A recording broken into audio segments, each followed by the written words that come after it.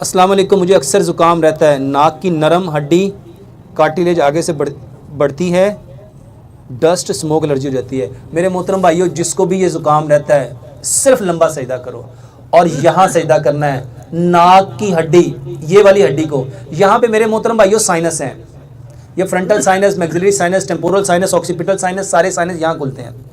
लंबा सजदा करो और इसको प्रेस नहीं करना, दबाना नहीं है। दबाना आपने पैरों की एड़ियों को मिला के पाँव की उंगलियों का जो पेट है उसको दबाना है। जब उसको दबाओगे यहाँ प्रेशर आएगा। और यकीन जानो, ये जितने लोगों को डस्ट एलर्जी है, जुकाम है, नाक की बड़ी हुई हड्डी है, बगैर ऑपरेशन के ठीक हो जाएगी।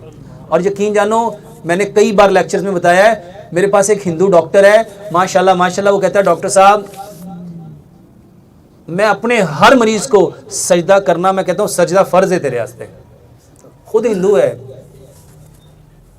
वो कहता है मैं अपने हर मरीज को कहता हूँ कि मेरी 22 साल की प्रॉब्लम सिर्फ ये 20-25 दिन के सजदे से ठीक हो गई।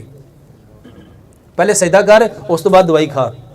और यकीन जानो मेरे मोहतरम भाइयों, अगर कोई भाई किताब लेना चाहे, नीचे आपको मिल सकती है, नमाज एंड मॉडर्न मेडिकल साइंस। एक मेरी ये किताब है और एक मेरी दूसरी किताब है, हम बीमार क्यों होते हैं। उसमें मैंने लोगों को बताने की कोशिश की है कि बीमारी का असल सबब क्या है।